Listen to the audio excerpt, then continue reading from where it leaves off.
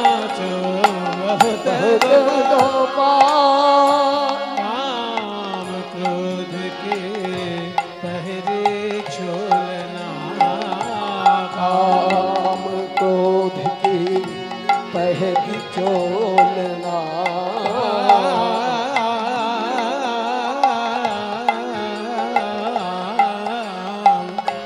काम क्रोध के पहरी चोलना।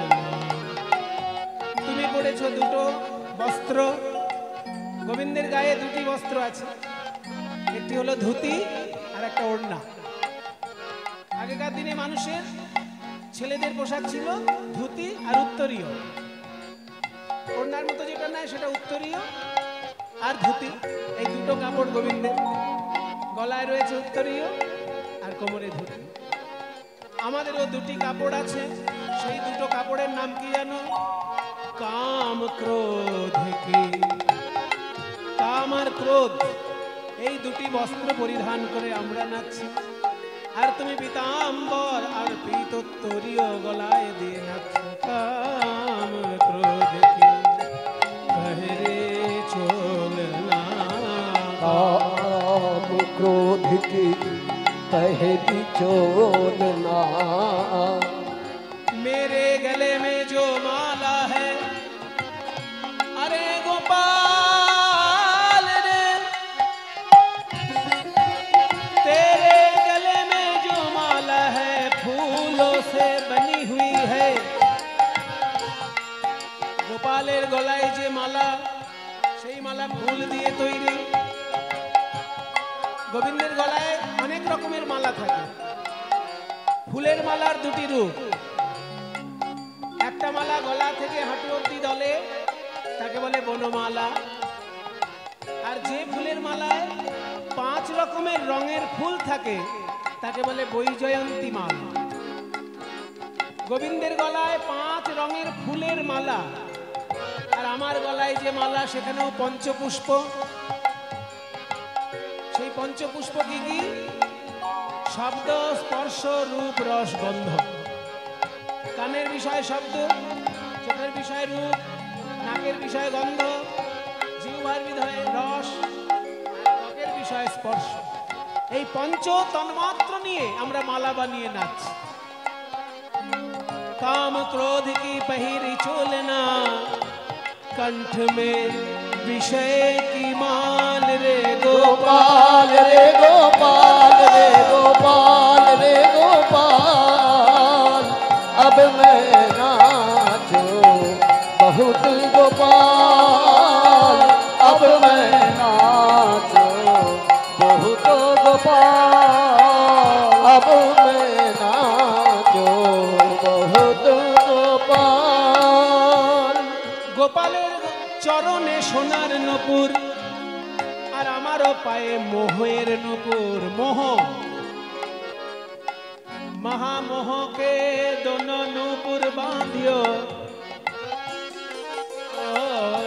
महामोह के दोनों नूपुर बांधियो। महामोह के नूपुर बांधो, महामोह के नूपुर बांधियो। महामोह के नूपुर बांधो। नाना विध काल निंदा शब्द रसाल, निंदा शब्द रसाल। গোবিন্দের চরণে নূপুর আছে, সোনার নূপুর। বাজে রুনু ঝুনু, বাজে রুনু ঝুনু, রুনু ঝুনু, রুনু ঝুনু, রুনু ঝুনু, রুনু ঝুনু, রুনু ঝুনু, রুনু ঝুনু, রুনু ঝুনু, রুনু ঝুনু, ঝুনু ঝুনু,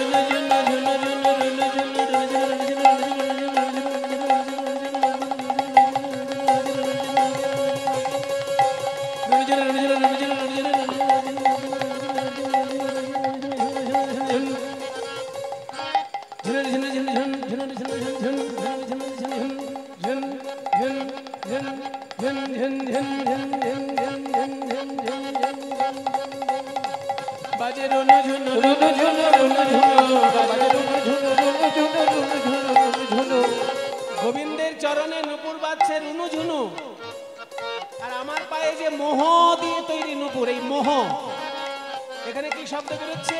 নিন্দা শব্দ রসাল, निंदा शब्द रसाल निंदा धर्म धरियो मन भयो पखावज भरम भरियो मन भयो पखावज ভ্রমে ভরা পরিপূর্ণ পাখোয়াজ আমার এই মন গোবিন্দের নাচে পাখোয়াজ বাজছে আর আমার মন রূপী পাখোয়াজ বাজছে কিন্তু এই মন পাখোয়াজ কেমন বাজে भरम भरियो मन भयो पखावज চলত কুসঙ্গত পাখোয়াজ যখন অন্য যন্ত্রের সঙ্গে বাজে তাকে বলে সঙ্গত সঙ্গতটা যদি ভালো হয় তাকে সুসঙ্গত বলে আর সঙ্গতটা যদি ভালো না হয় তাকে বলে কুসঙ্গত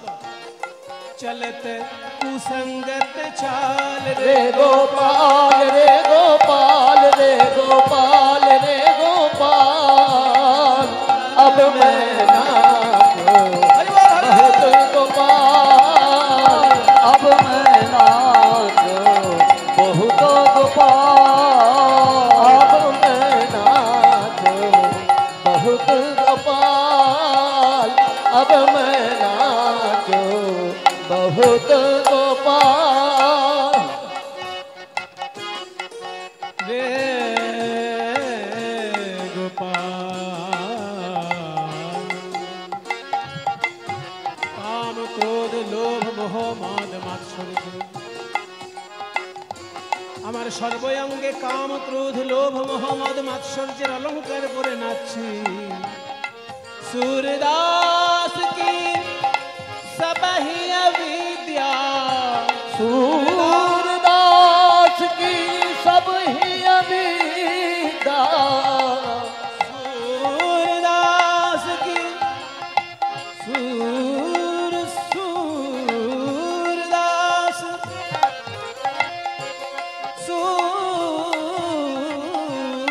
सूरदास की सबही अविद्या सूरदास की सब ही अविदा दूर करो नंदलाल दूर करो नंदलाल अब मैं नाचो बहुत गोपाल रे गोपाल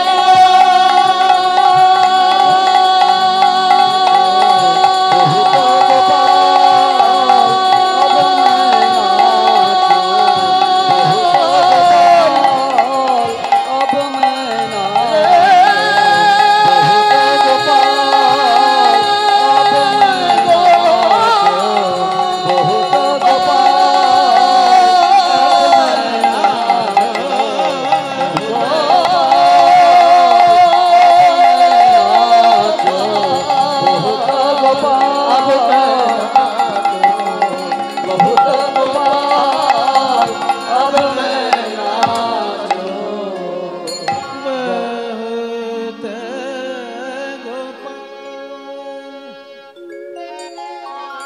ओम भगवान पीता रात्रि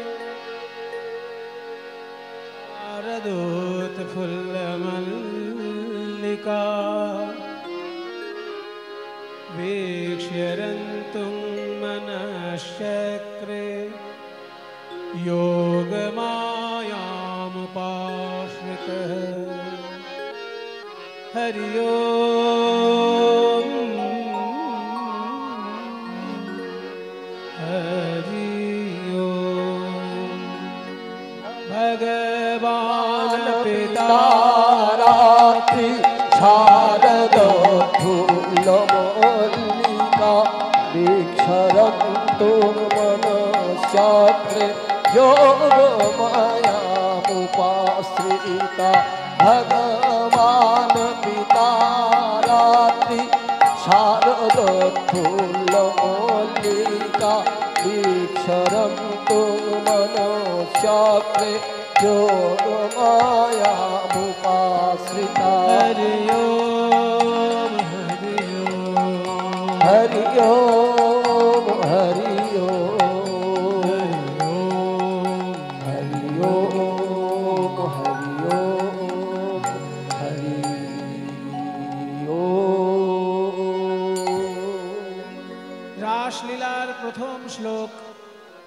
ভাগবতের দশম স্কন্ধের 29 নম্বর অধ্যায়ের প্রথম শ্লোক।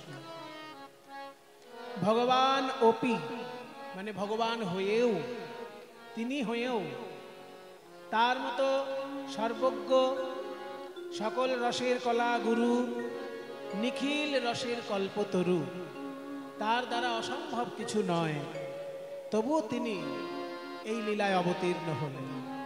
তার কিছু পাবার নেই, সমস্ত কিছুর মধ্যে তিনি পরিপূর্ণ, তবুও তিনি লীলা রসে অবতীর্ণ হলেন। ভগবান অপি তার রাত্রি, সেই রাত্রিতে, কোন রাত্রি না শারদোৎফুল্ল মল্লিকা, শরৎকালে উৎফুল্ল মল্লিকা আদি কুসুম শোভিত রাত্রি। শরৎকালে উৎফুল্ল মল্লিকা আদি কুসুম, তো মল্লিকা ফুল কি শরৎকালে ফোটে? প্রথমেই তো ভুল বলা হয়ে গেল, মল্লিকা ফুল তো শরৎকালের ফুল নয়। বসন্ত আসার আগে, বসন্তের ঠিক শুরুতেই মল্লিকা ফুল পাওয়া যায়।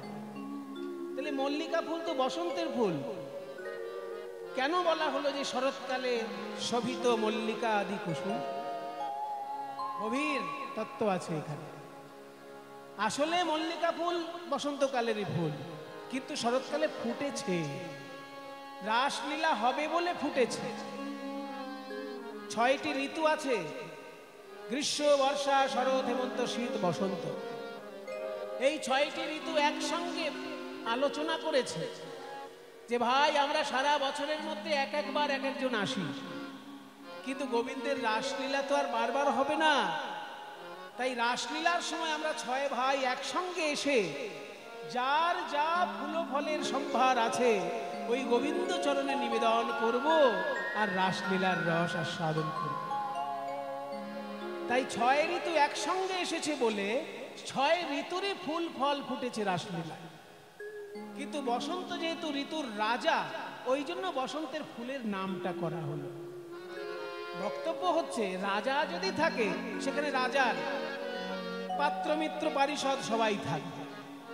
তাই বসন্ত যেহেতু ঋতুর রাজা, সেই ফুলের নামটা করা হলো, বুঝিয়ে দেওয়া হলো যে 6 ঋতুরই ফুল সেখানে আছে।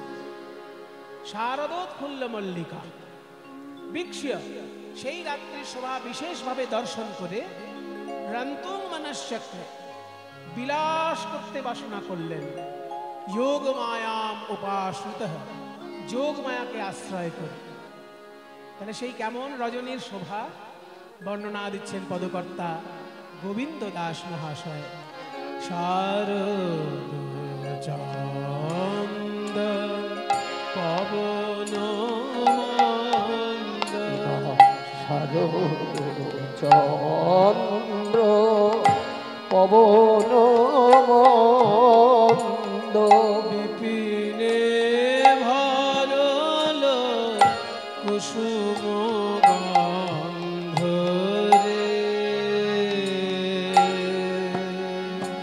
শারদ চন্দ্র পবন মন্দ, শারদ চন্দ, শারদ চন্দ, শারদ চন্দ, কিবা শারদ চন্দ্র,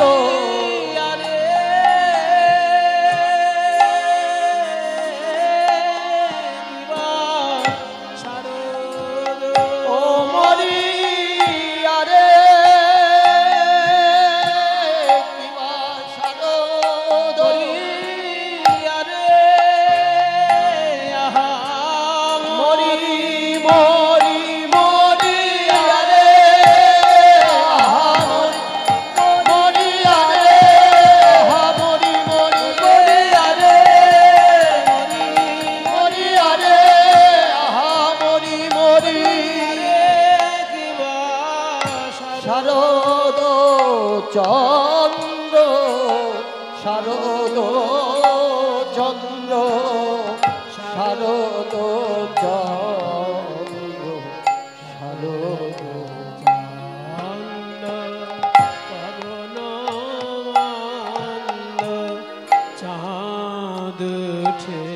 উঠেছে এবার চাঁদ উঠেছে নীল গগনে চাঁদ উঠেছে ওই নীল গগনে চাঁদ উঠেছে তারার মালা গলায় পরে গগনে চাঁদ উঠেছে ওই তারার মালা গলায় পড়ে ওই নীল গগনে চাঁদ উঠেছে আকাশে দেখা যাচ্ছে চাঁদ চাঁদের চারিপাশে তারার মালা আর চোখটি বন্ধ করে একবার হৃদয় আকাশে দেখুন দেখবেন সেখানে আবার দুটো চাঁদ যুগল চাঁদের উদয় হয়েছে ওই যুগল চাঁদের উদয় হয়েছে আমাদের আই চাঁদার শ্যাম চাঁদ যুগল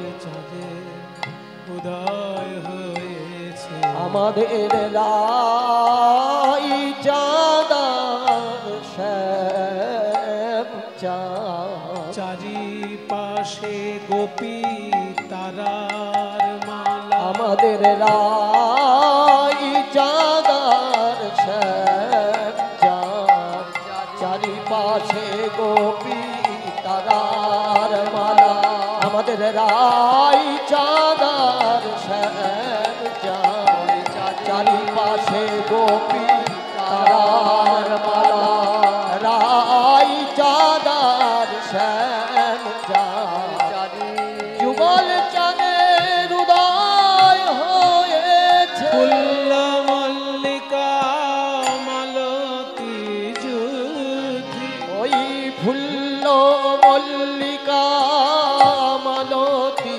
যুথি ফুল্ল মল্লিকা বললো ফুল্ল মল্লিকা এবার ফুল্লর আগে তুমি উৎ বসিয়ে নিতে পারো উৎফুল্ল মল্লিকা কিংবা পয়রা ফলও বসিয়ে নিতে পারে প্রফুল্ল মল্লিকা মালতী যুথি যাই রে শোভার বালা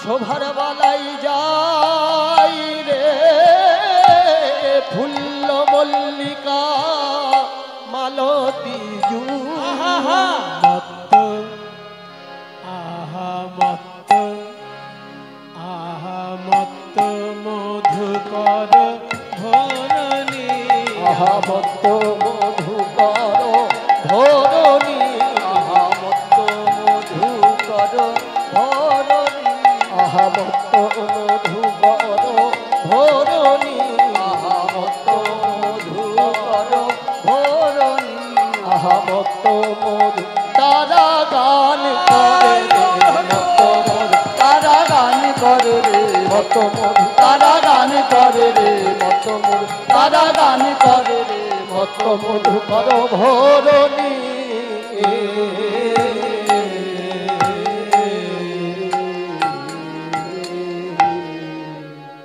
আকাশে উঠেছে সুন্দর পরিপূর্ণ চাঁদ চারিপাশে তারার মালা আর মত্ত ভ্রমর ফুলের চারিপাশে গুনগুন গুনগুন করে গান গাইছে ফুল বলছে ওগো ভ্রমর তুমি অন্যান্য দিন মধু পান করো কিন্তু আজকে দয়া করে মধু পান করো না কারণ আজকে যে আমরা গোবিন্দ সেবার জন্য ফুটেছি যদি আমাদের মধু তুমি পান করো আমরা গোবিন্দ সেবা তো করতে পারবো না তাই মধু পান করছে না ভ্রমর অথচ মনের আনন্দে নৃত্য করছে কারণ আজকে তারা ফুলের মধু খাবে না আজকে তারা লীলা রসের মধু পান করেই মত্ত হয়ে আছে এত সুন্দর শোভা দেখছেন কে প্রাণ গোবিন্দ हेरत राती ऐसन भाती হেরত রাতি ওই ছানো ভাতি শ্যাম মোহন মদনে মাতি রে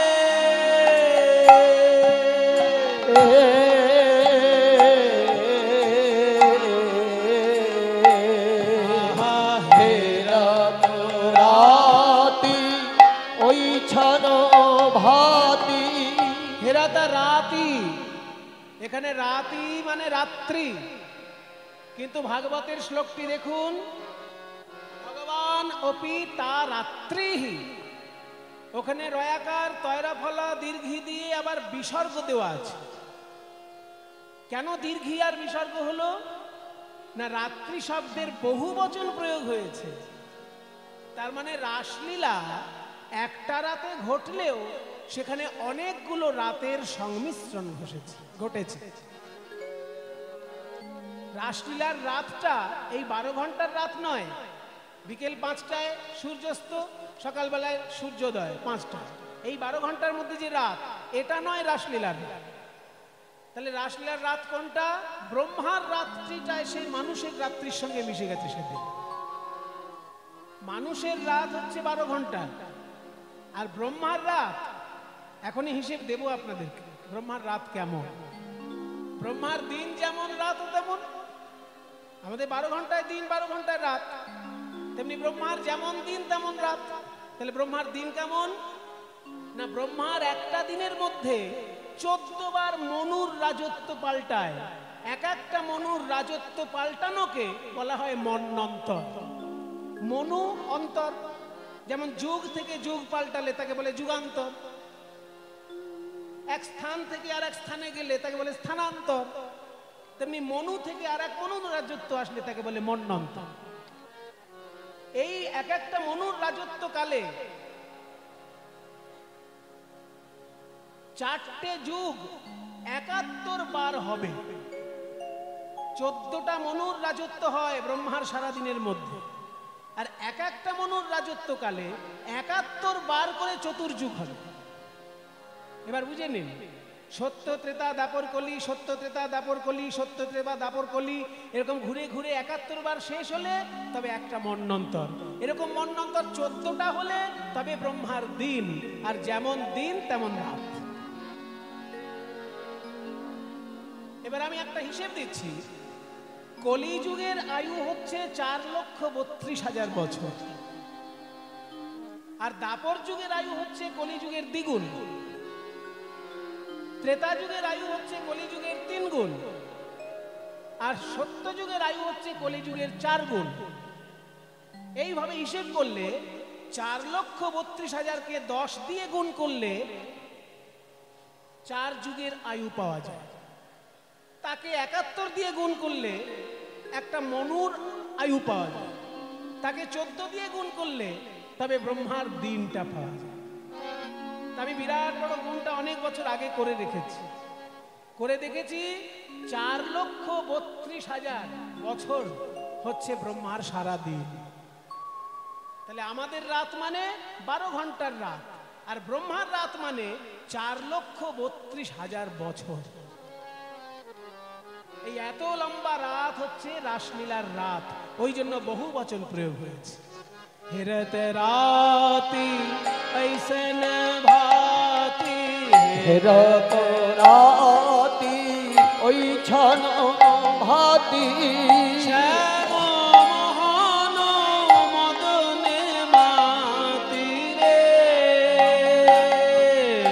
হেরত রাতি ওই ছানো ভাতি শ্যাম মোহন মদনে মাতি রে।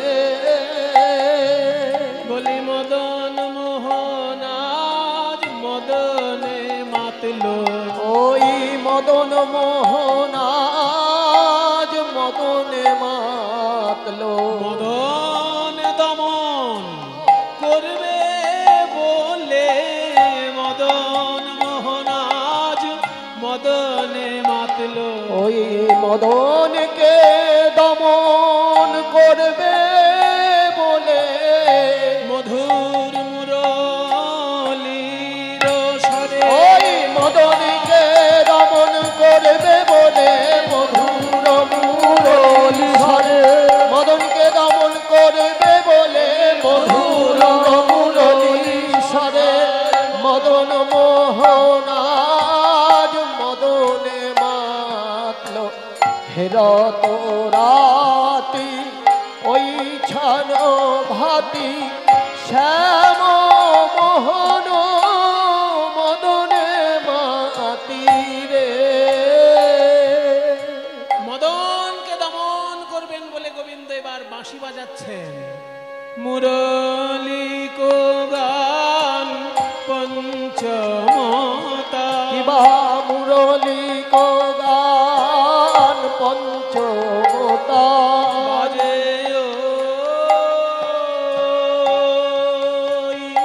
বাজে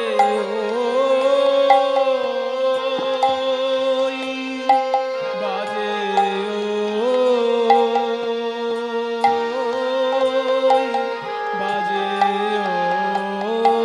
বাজে ওই বাজে ওই বাজে ওই বাজে বাজে মুরলী কো আস্তে মুরলী কাকে বলে প্রত্যেকটি কথায় কথায় তত্ত্ব আছে একটু আগে শুনলেন রাত্রি মানে আমাদের রাত্রি নয় ব্রহ্মার রাত্রি এখন আবার বলছে মুরলী জিনিসটা কি বাঁশি মানেই তাকে মুরলী বলা যাবে না শ্রীকৃষ্ণের তিনটি বাঁশি একটা বাঁশির নাম বেনু একটা বাঁশির নাম বংশী আর একটা বাঁশির নাম মুরলী তিনটের মাপ আলাদা তিনটের আওয়াজও আলাদা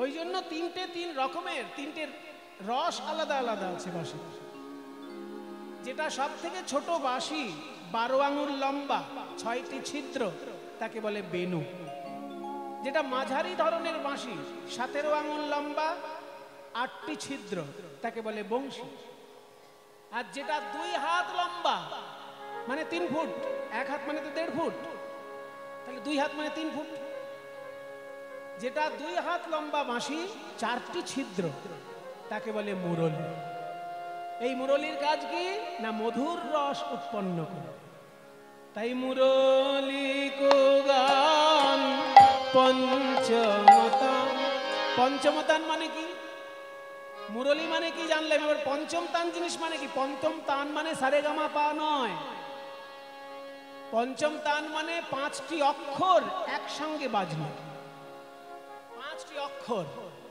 আপনারা যারা গুরুর কাছে দীক্ষা নিয়েছেন যদি বৈষ্ণব মন্ত্রে দীক্ষা নিয়ে থাকেন তাহলে দেখুন আমি যে কথা বলছি মিলে যাবে যদি শাক্ত মন্ত্রে দীক্ষা নেন শৈব মন্ত্রে দীক্ষা নেন তাহলে মিলবে না কৃষ্ণ মন্ত্র যদি কারোর কাছে পেয়ে থাকেন আপনি তা দেখুন আপনার গুরুদেব যে মন্ত্র আপনার কানে দিয়েছে সেই মন্ত্রের প্রথমেই কয় লয়ে দীর্ঘী চন্দ্রবিন্দু অনুস্বার আছে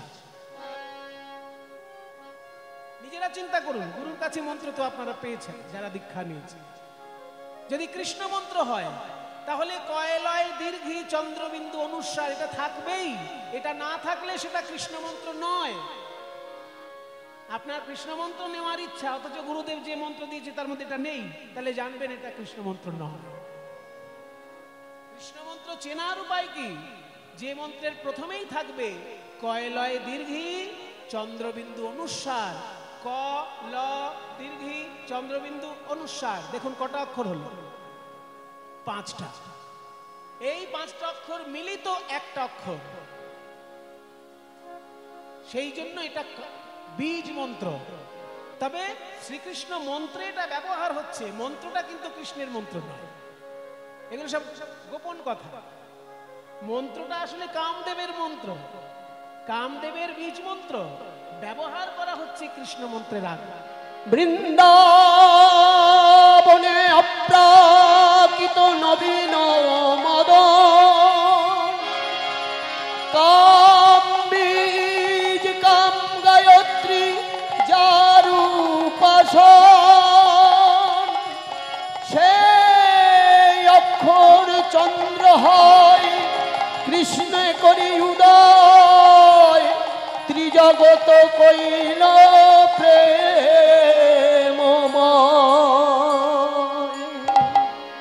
শুধু কামদেবের বীজ মন্ত্র জপ করলে কামময় হয়ে যাবে, কিন্তু কৃষ্ণ মন্ত্রের আগে কাম বীজ মন্ত্র জপ করলে প্রেমময় হয়ে যাবে জীবন। এইটা হচ্ছে গভীর পার্থক্য। তাই শ্রীকৃষ্ণ মন্ত্রের আগে কামদেবের বীজ মন্ত্র দেওয়া আছে, আর সেই বীজ মন্ত্রটা হলো কয়লয় দীর্ঘি অনুস্বার। এটাই রাসলীলায় বাঁশিতে বেজে উঠেছিল। মুরলী কো গান পঞ্চমতা, মুরলী কো গান পঞ্চমতান, মুরলী কো গান পঞ্চমতান। কুলবতে চিত চরণে, কুলবতী চিত চরণী, কুলবতী চিত চরণী, কুলবতী চিত হরে নীল রে, কুলবতী চিত হরে নীল রে, কুলবতী চিত হরে নীল রে, কুলবতী চিত হরে নীল রে, কুলবতী চিত চরণী।